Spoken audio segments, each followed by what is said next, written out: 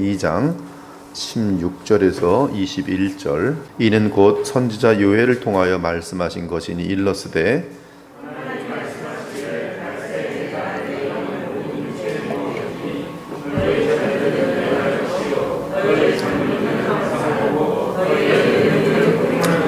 그때 내가 내 영을 내 남종과 여종들에게 부어주리니 그들이 예언할 것이요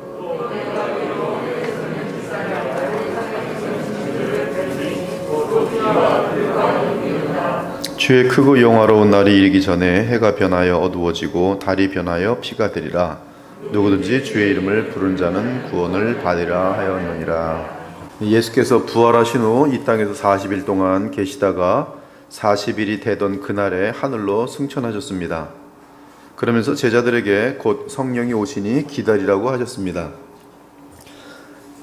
사도행전 1장 3절 이하의 내용들을 보면 그가 고난 받으신 후에 또한 그들에게 확실한 많은 증거로 친히 살아계심을 나타내사 40일 동안 그들에게 보이시며 하나님 나라의 일을 말씀하시니라. 사도와 함께 모이사 그들에게 분부하여 이르시되 예루살렘을 떠나지 말고 내게서 들은 바 아버지께서 약속하신 것을 기다리라. 요한은 물로 세례를 베풀었으나 너희는 몇 날이 못되어 성령으로 세례를 받으리라. 오직 성령이 너희에게 임하시면 너희가 권능을 받고 예루살렘과 온 유대와 사마리아와 땅끝까지 이르러 내 증인이 되리라 하시니라. 이 말씀을 마치고 그들이 보는데 올려져 가시니 구름이 그를 가리어 보이지 않게 하더라. 올라가실 때 제자들이 자세히 하늘을 쳐다보고 있는데 흰옷 입은 두 사람이 그들 곁에 서서 이르되 갈릴리 사람들아 어찌하여 서서 하늘을 쳐다보느냐. 너희 가운데서 하늘로 올려지신 이 예수는 하늘로 가심을 본 그대로 오시리라 하였느니라. 그리고 주의 말씀대로 성령께서는 주께서 승천하신 후 10일 후인 오순절 날에 이 땅에 강림하셨습니다. 그때 제자들은 한 곳에 모여 있었고 갑자기 하늘에서 세찬 바람 소리 같은 것이 나더니 사람들이 앉아있던 집안을 가득 채웠습니다. 그리고 혀처럼 생긴 불꽃이 사람들 눈앞에 나타나더니 그 불꽃은 여러 갈래로 갈라져 그곳에 모인 한 사람 한 사람 위에 머물렀습니다. 이때 그곳에 앉아있던 제자들은 다 성령으로 충만해졌습니다. 그리고는 성령께서 말하게 하시는 대로 방언으로 말하기 시작했습니다. 한편 그때 예루살렘에는 세계 각 나라에서 온 경건한 유대인들이 머물고 있었는데 그들이 이상한 말소리를 듣게 되자 제자들이 모여있는 곳으로 몰려왔습니다. 그리고 그들은 그 제자들이 하는 방언이 자기네 나라 말로 들리는 것을 보고는 깜짝 놀랐습니다. 사람들은 모두 놀라 어리둥절했습니다. 그들은 서로 얼굴을 쳐다보면서 이게 도대체 어떻게 된 일이지? 라고 말하였습니다. 그러자 그들 중 어떤 사람들은 저 사람들이 술을 너무 많이 마셔서 취하여서 저러고 있다라고 놀려대는 사람도 있었습니다. 이때 그 자리에 앉아있던 성령을 받은 베드로가 11명의 사도와 함께, 그러니까 12사도가 다 일어나게 되는 거예요. 그들과 함께 일어서서 그 12사도가 일어난 가운데서 베드로가 군중을 향해 큰 소리로 말했습니다. 유대 사람들 그리고 예루살렘에 사는 모든 주민 여러분, 이 일을 여러분에게 설명해 드리겠습니다. 내가 하는 말에 귀를 기울여 주십시오. 지금은 아침 9시밖에 되지 않았으니 이 사람들은 여러분이 생각하는 것처럼 술에 취한 것이 아닙니다. 그러면서 베드로가 계속 말합니다. 구약 성경을 인용하여 말하면서 그 구약의 내용이 성취된 사건이 성령 강림 사건이라고 설명합니다. 이는 곧 선지자 요엘을 통하여 말씀하신 것이니 일러스되 하나님이 말씀하시기를 말세 내가 내 영을 모든 육체에 부어주리니 너희의 자녀들은 예언할 것이요 너희의 젊은이들은 환상을 보고 너희의 늙은이들은 꿈을 꾸리라. 그때 내가 내 영을 내 남종과 여종들에게 부어주리니 그들이 예언할 것이요 또 내가 위로 하늘에서는 기사를 아래로 땅에서는 징조를 베풀리니 곧 피와 불과 연기로다. 주의 크고 영화로운 날이 이르기 전에 해가 변하여 어두워지고 달이 변하여 피가 되리라. 누구든지 주의 이름을 부른 자는 구원을 받으리라. 지금 베드로가 성령 강림하신 사건을 술 취한 것이라고 오해하는 사람들을 기점으로 해서 11사도들과 함께 일어나서 구약의 말씀을 인용하여 지금 선포한 말씀입니다. 사도행전 2장 16절에서 21절의 내용이 지금 우리는 완전한 의로운 삶을 통해 흠없는 어린 양으로 시험을 통과하신 후 십자가에서 하나님의 완전한 어린 양으로 바쳐지시고, 그리고 하나님께서 그분을 받으셨음을 인정하는 사건으로 부활하시고, 또한 승천하셔서 만왕의 왕이 되시고 만유의 주가 되신 증거로 보내신 성령 강림을 베드로가 성령을 받아 성령으로 충만한 가운데 해석하는 장면을 보고 있습니다. 즉 오늘 이 사건은, 이 성령 강림 사건은 구속사에서 7 정도의 기둥 속에서 가장 중요한 사건 중 하나인데, 이 성령 사건, 성령 강림 사건을 성경 전체가 어떻게 보느냐 하는 것이 지금 성령으로 충만한 베드로가 구약에서 예언한 이 사건을 해석하는 것으로 지금 우리에게 전달되고 있다는 사실이, 지금 제가 무슨 말씀을 드리려고 하냐면, 이 구속사 중에 가장 위대한 사건 중에 하나인 성령 강림 사건을 베드로가 어떻게 해석하는지를 보면서, 구약인데 우리는 이 베드로의 해석을 통해서 우리 역시 구약의 해석을 배울 수 있다는 말씀입니다. 이것은 굉장히 중요한 것이, 이런 것을 배우지 않으면 여러분들은 요엘서를 읽으면서도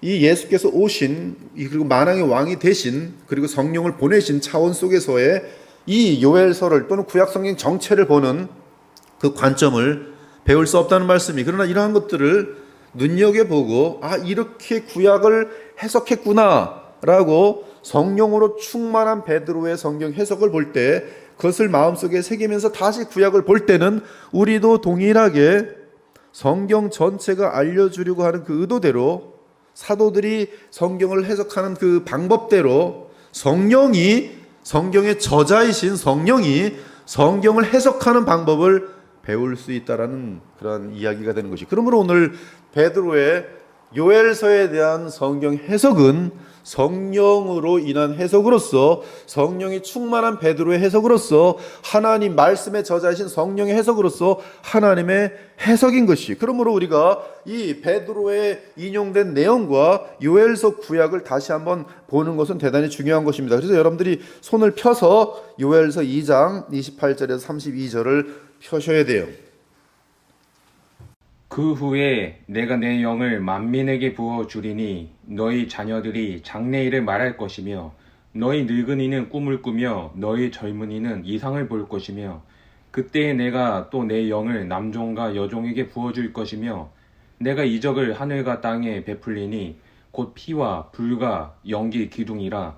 여호와의 크고 두려운 날이 이르기 전에 해가 어두워지고 달이 핏빛같이 변하려니와 누구든지 여호와의 이름을 부르는 자는 구원을 얻으리니 이는 나 여호와의 말대로 시온산과 예루살렘에서 피할 자가 있을 것이미요 남은 자 중에 나 여호와의 부름을 받을 자가 있을 것임이니라. 이것을 지금 베드로가 인용을 했는데요, 몇 가지 요엘서를 수정한 것을 발견할 수 있습니다. 이러한 수정은 예언이 성취된 입장에서 더욱 정확하게 과거의 예언을 보완하는 것이라고 할 수 있어요. 즉 예언이 성취된 차원에서 과거의 그 예언을 말할 때 그 성취된 부분을 추가함으로 말미암아 수정되는, 그렇게 그름이 되는 것이, 예를 들어서 우리 김동준 형제가 목사님이 내일 빵 사줄 거다라고 들은 다음 그 다음날 빵을 얻어먹으면 동준 형제의 말은 바뀝니다. 목사님은 빵 사주겠다고 약속하고 빵을 사주었으며 그분은 반드시 지킨다. 그렇게 얘기가 이제 추가가 되는 것이 약속이 성취된 다음에 추가되는 내용이라 이 말씀입니다. 살짝 바뀌는 것이죠. 아무튼 수정 내용을 보면 구약에서 그 후가 베드로의 인용에서는 말세로 바뀌었습니다. 그렇다면 구약에 나오는 그 후는 신약에서는 말세로 바뀔 수가 있는 것이, 그 이유는 성경의 원저자이신 성령께서 베드로를 통해 그렇게 해석하셨기 때문입니다. 이는 벌써 성경 전체를 바르게 해석하는 데 있어서 어마어마한 도움을 주는 단서예요. 너무나 많은 사람들이, 특히 세대주의에 속한 사람들은 구약에 나오는 그 후를 지금 베드로가 말한 것처럼 말세로 읽지 않습니다. 그들은 그 후를 오직 재림때로만 바라보면서 성경 전체 해석이 그냥 근본적으로 처음부터 시작부터가 잘못되는 일이 너무나 많아요. 그러나 여러분들은 지금 이 베드로의 해석을 보면서 베드로가 그 말세는 지금 바로 그때부터거든요. 근데 그 후를 말세로 지금 해석했단 말씀이 어마어마한 내용입니다. 이것은 벌써 그 후, 그럼 저는 지금 구약에서 그 후 그러면 저는 이제 훈련이 돼 있으니까 이건 말세예요, 저한테는. 말세는 지금 예수님의 초림부터 재림의 기간입니다. 확 달라지는 거예요. 성경 자체가 전체가 보는 이 관점이. 또한 요엘서에서는 만민에게 내 영을 부어주겠다고 예언했어요. 베드로에게 아브라함에게 말씀하신 모든 민족에게 이 복을 전하는 것과 같은 맥락인데요. 만민에게 내 영을 부어주겠다고 예언했습니다. 그런데 베드로는 모든 육체에 부어주리라고 인용합니다. 이러보건대 신약과 구약의 의도하는 뜻은 성령을 받게 되는 사람들은 모든 민족으로부터 나오게 되는 것을 알 수 있고요. 즉 만민이며 모든 족속이며 그들 중에 택함을 받은 모든 자는 성령을 받게 될 것을 알 수가 있어요. 또한 요엘서에서는 그때 내가 또 내 영을 남종과 여종에게 부어줄 것이다라고만 말했는데 베드로는 그때 내가 내 영을 내 남종과 여종들에게 부어주리니 그들이 예언할 것이요라고 그들이 예언할 것이다라는 말이 더하여집니다. 그러므로 우리는 이 부분에서 주의 영으로 말하는 것이 예언이라는 것을 알 수 있고, 이는 정경이 완성될 때까지는 그리스도의 계시가 성령을 통해 전달될 것이지만 정경이 완성되면 성령의 예언은 정경을 통한 그리스도의 말씀을 해설하여 전하는 것이 예언인 것을 알 수 있어요. 요엘서에서는 여호와의 크고 두려운 날이 이르기 전에라고만 말했는데 베드로는 주의 크고 영화로운 날이 이르기 전에라고 말하므로 두려운 날이 영화로운 날로 바뀌었습니다. 이는 분명히 베드로 입장에서는 그리스도께서 오셔서 성령을 부으심은 그리스도께서 영광을 받으셨음을 인식하면서 그분의 최종적인 영광의 날, 즉 그분의 공의와 뜻이 영원히 완성되는 심판의 날을 주의 자녀들에게는 보상의 날이 될 것으로 바라보면서 영화로운 날이라고 한 것이. 그러나 요엘서에서는 그 직접적인 배경이 아직 죄사함이 성취되지 않은 가운데 유대 백성이 겪을 무서운 심판이 있을 것이기 때문에 오직 크고 두려운 날이 앞에 있습니다. 그러나 그리스도로 인한 죄사함이 완성된 이후 신자들에게는 크고 두려운 날보다는 크고 영화로운 날이 있는 것이. 그러나 그 날을 영화로운 날로 맞이하려면 회개를 통하여 그리스도 안에서 죄사함을 받고 나아가 그리스도께서 보내시는 성령의 능력으로 죄의 권능을 이기고 승리하는 삶을 살아야 하는 것이. 베드로는 그날이 이르기 전에 누구든지 주의 이름을 부른 자는 구원을 받으리라고만 말합니다. 이때 주는 예수 그리스도시요, 100% 예수 그리스도입니다. 그러나 그 인용 내용을 요엘서에서 보면 그 주는 여호와십니다. 그러므로 예수님은 여호와세요. 그리고 구약에서 요엘서는 그 베드로는 누구든지 주의 이름을 부른 자는 구원을 받으리라는 요 내용이 구약 요엘서에서는 누구든지 여호와의 이름을 부른 자는 구원을 얻으리니 이는 나 여호와의 말대로 시온산과 예루살렘에서 피할 자가 있을 것이며 남은 자 중에 나 여호와의 부름을 받을 자가 있을 것임이라고 되어 있어요. 한편 구약에서의 직접적인 심판의 문맥은 잘 들으십시오. 하나를 제대로 배우시면 구약 전체를 읽어낼 수 있는, 이해할 수 있는 능력이 여러분들에게 이 예배를 통해서 주어질 수가 있는 것이. 이 요엘서에는 지금 메뚜기가 4종류가 등장하는데요. 하여튼 이 구약에서의 직접적인 심판의 문맥은 언제나 블레셋, 아람, 모압, 에돔, 아몬, 구스, 두루, 아말렉 등의 작은 회초리가 있고, 여러분 이사야서를 읽어보면 이러한 나라들에 대한 모든 심판이 예언되어 있습니다. 그래도 말을 안 들으면 애굽, 미디안의 몽둥이가 있고, 그래도 말을 안 들으면 아수르, 바벨론 제국의 큰 방망이가 있어요. 그래서 마지막 율법의 그 마지막 하나님의 심판의 끝인데 해체. 교회가 무너지는 것이, 이방 나라로 포로로 잡혀가는 것이, 북이스라엘은 아수르 제국으로 완전히 잡혀간 다음에 그 존재 자체가 사라지고, 남유다는 바벨론 제국에 잡혀간 다음에 거기에 다윗의 언약이 남아있기 때문에 주님께서는 70년 후에 그들을 회복시켜 주십니다. 그리고 구약에서 가장 크게 외치는 것은 회개와 함께 장차 오실 메시아로 인한 죄사함과 그분이 보내시는 거룩한 영으로 인한 죄를 이기는 능력을 믿게 하는 것이. 그래서 구약에는 그날이 두 가지가 있습니다. 하나는 심판의 날이고 다른 하나는 회복의 날이에요. 그런데 이미 심판이 나타났고 그 상태에서 회개하고 주를 바라면 회복이 가능한 것이 요엘서의 내용입니다. 중요한 것은 이때 요엘이 말한 그 회복은 실제로 구약에서 바사, 이 페르시아의 고레스 왕 때 이루어졌어요.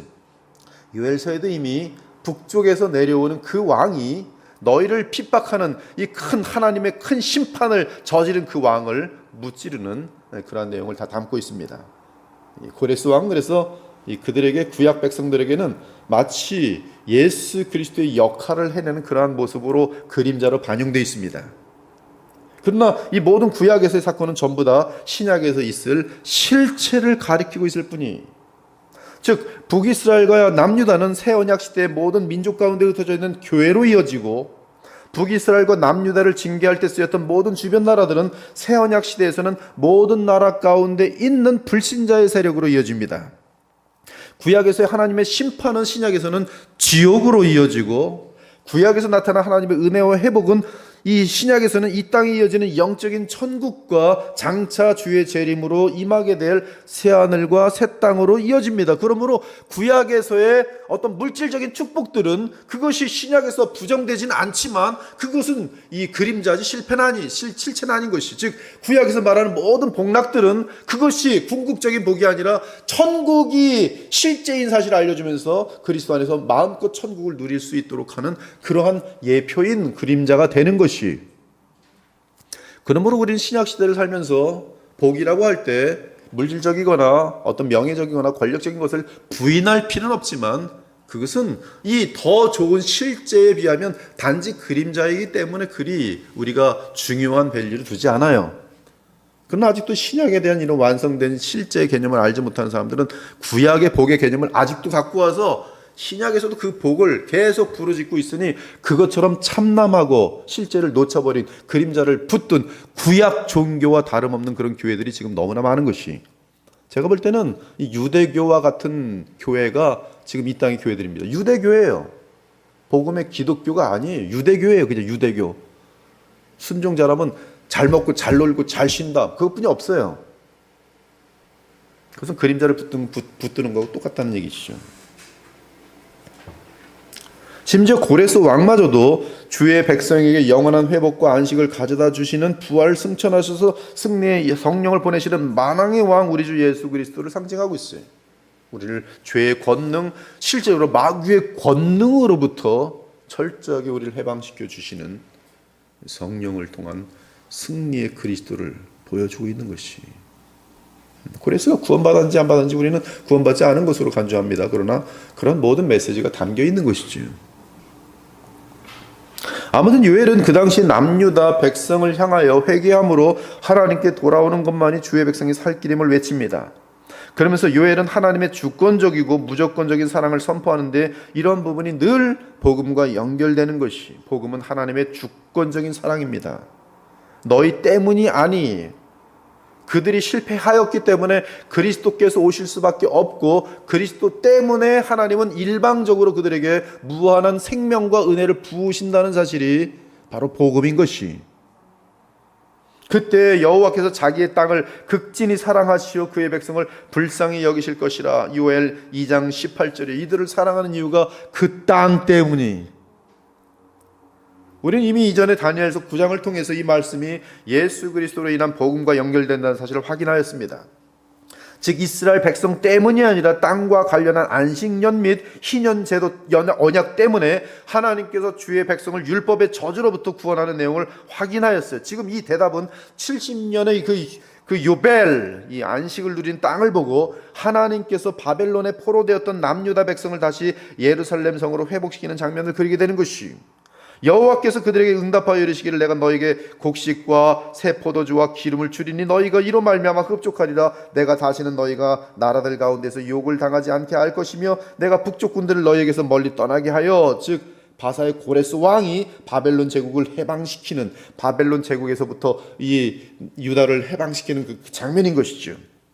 이 북쪽 군대가 물러나고 메마르고 적박한 땅으로 쫓아내고 그 앞에 부대는 동해로 그 뒤에 부대는 서해로 들어갈 것이라. 상한 냄새가 일어나고 악취가 오르니, 이 바벨론을 향한 하나님의 심판의 내용들이 미리 이미 전제되어 있어요. 여러분, 이 지금 이 요엘 같은 경우는 지금 아수르의 제국 정도의 심판 정도가 포함된 그런 배경인데요.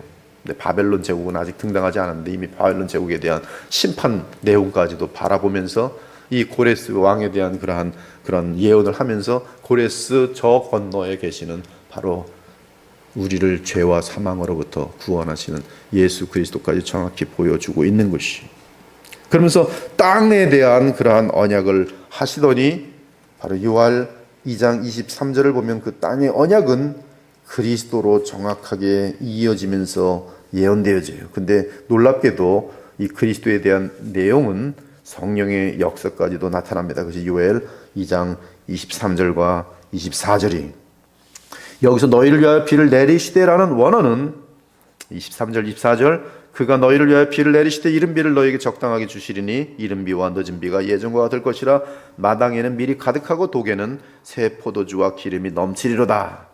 이 원어는 하모레르 지다콰라고 하여 의로운 비 또는 의로운 선생이라고 되어 있어요. 이 의로운 선생이 가을과 봄비를 가장 처음으로 보내신다라고 되어 있어요. 저는 이 부분에 대해서 원어로 2장 23절을 오래 연구했습니다. 그리고 23절은 이러한 뜻이 너희 시온의 자녀들아 기뻐하라 여호와 너희 하나님 안에서 즐거워하라. 그 이유는 여호와께서 주께서 너희에게 의의 선생을 보내셨고 그는 처음에 그리고 그 이후로 너희에게 이른 비와 늦은 비를 보낼 것이기 때문이다라고 번역됩니다. 그러므로 요엘 2장 23절은 그리스도의 오심과 그분이 보내시는 성령을 의미하도록 되어 있어요. 그리스도는 구약이든 신약이든 회개하는 하나님의 백성의 죄를 그의 보혈로 씻겨주실 것이며 또한 성령을 보내심으로 시온의 자녀들의 마음에 촉촉한 비를 봄이든 가을이든 보낼 것이 23절은 놀랍게도 의의 선생은 가장 처음에 비를 보내실 뿐만 아니라 항상 비를 보낼 것을 보여주기도 합니다. 그러므로 메뚜기로 황폐해졌던 심지어 불신자들의 가장 센 공격으로 만신창이가 되었던 그리고 심지어 더 무서운 미래가 다가오더라도 아직 회개의 기회가 있을 때 하나님께로 돌아온다면 하나님은 그들에게 의의 선생을 보내주시고 나아가 의와 의의 선생과 함께 이른 비와 늦은 비를 보내신다는 것을 알려주고 있는 것이 요엘은 이러한 복음을 구약 백성에 전한 후에 성령의 시대에 대해 언급합니다. 이미 확인한 것처럼 베드로의 인용을 정확하게 보면 요엘이 성령의 시대를 구후라고 말하고 있는데 베드로는 그것을 말세로 바꾸었어요. 그리고 우리는 이미 수차례 확인한 것처럼 신약 성경에서 말세는 그리스도께서 부활 승천하셔서 영광을 얻으신 후 성령을 이 땅에 보내신 그때부터 만왕의 왕이신 그리스도께서 다시 오시는 그때까지가 말세인 사실을 알게 되었습니다. 따라서 사도행전 2장에서 이 땅에 오신 성령님은 말세의 시작을 나타내요. 베드로가 분명히 말합니다. 이것은 지금 말세니 성령께서 오심은 말세니 말세예요. 지금 말세 언제부터 시작된 말세예요? 성령께서 오심으로 시작된 말세예요. 지금은 언제예요? 말세 중에 어느 정도 와 있는지 모르겠어요. 계속 말세가 지금 끝인데 말세 끝이 오는데 그 말세 끝날이 바로 여호와의 심판의 날인데 그것은 지옥과 천국의 영원한 결정으로 끝나는 날이 무서운 날이 이 요엘서와 베드로의 첫 설교에는 마지막 여호와의 날이 들어있습니다.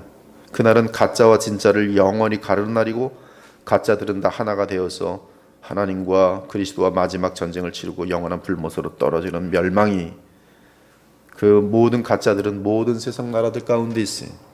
그러므로 모든 나라들이 그 가짜들이 담겨 있으므로 모든 나라들이 멸망을 받을 것이고 놀라운 것은 그 모든 나라들이 주의 나라가 됩니다. 그것은 뭐냐면 모든 나라들 가운데 주의 택한 백성들이 있다는 뜻이 여러분들은 지금 이 모든 나라에 지금 흩어져 있는 주의 백성들이 여러분 너무나 대한민국이란 데에 너무나 마음을 주지 마십시오. 여러분은 엘리언 즉 하나님 나라 시민들이 여러분은 여기 파송된 사람들이 여러분의 시민권은 하늘에 있어요. 보통 이 로마서에 대해서 뭐 로마가 애국자라 그러는데요. 바울이 애국자라는데 그런 뜻이 아닙니다. 거기서 바울이 말한 것은 주님의 택한 백성들을 의미하는 이스라엘이지 이스라엘 민족에 대한 철저한 그런 애국적인 그런 정신이 아니에요. 많은 사람들이 이 성경을 비롯해서 자꾸 애국을 말하면서 심지어 그 애국이 도를 지나쳐서 하나님을 망각하는 자리까지 가버리게 마는데 그런 것들은 잘못된 해석이. 아무튼 안타까운 것은 그날이 오고 나면 더 이상 회개의 기회가 없는 것입니다. 따라서 의의 선생으로 인한 죄사함도 없고 성령으로 인한 풍성하고 촉촉한 반비도 없습니다. 오직 영원한 멸망만 있는 것이. 그러므로 베드로는 요엘서가 말하는 궁극적인 여호와의 날, 곧 우리 주 예수 그리스도께서 재림하시는 날이 오기 전에 신속하게 회개하고 주 예수 그리스도를 부르며 믿으라고 첫 번째 설교를 통해 외친 것이. 지금 첫 번째 설교는 끝나지 않았습니다. 시작했어요. 한 단락이 시작됐어요. 그래서 계속 제가 토요일 날 말씀을 전할 때마다 베드로의 첫 번째 설교 첫 달락 끝났고 계속 이어지겠죠. 그 다음에 보면 또 뭐 다른 사도들의 설교들이 계속 있어요. 그래서 그 내용들을 계속 우리가 함께 성경을 어떻게 보는지를 사도를 통해서 배울 내용입니다. 아무튼 오늘 결론은 주의 크고 영화로운 날이 이르기 전에 해가 변하여 어두워지고 달이 변하여 피가 되리라. 누구든지 주의 이름을 부르는 자는 구원을 받으리라. 결론은 뭐예요? 빨리 주의 이름을 불러라. 성령께서 오셨으니 주의 이름을 부르고 성령으로 충만한 가운데 이제 너희들은 더욱더 이 세상에 속하지 말고 죄의 권능을 이기면서 승리하며 살라는 말씀이, 이와 같이 우리는 베드로의 성경 해석을 따라 교회를 그리스도 중심으로 해석해 보았어요. 저는 모든 것을 다루진 않았지만 지금 큰 틀로 지금 여러분들에게 저렇게 해서 성경을 배우는구나 틀을 오늘 볼 수가 있었습니다. 설교 시간이었지만 재밌었습니까? 기도하고 마치겠습니다. 주 하나님 감사합니다. 저희들 하나님 말씀을 더욱 존귀 여기고 하나님의 말씀이 성경을 가르치는 대로 우리도 그대로 배워서 인본주의가 들어가지 않게 하시고 하나님이 원하시는 그 마음과 그 뜻을 잘 배워서 항상 성경을 볼 때마다 주님이 뜻하시는 아름다운 변화의 역사들이 우리에게 나타나 주님을 기쁘시게 하는 그러한 영원한 주의 자녀들이며 또 교회가 될 수 있도록 주께서 복을 내려 주시옵소서. 오늘 들은 이 또 귀한 설교를 통해서 마음속에 새기고 또 구약을 볼 때마다 그곳에서도 언제나 그리스도를 볼 수 있는 그런 귀한 은혜가 성령의 가르침을 통해서 우리 모두가 배울 수 있도록 인도하여 주시옵소서. 살아계신 우리 주 예수 그리스도 이름으로 기도합니다. 아멘.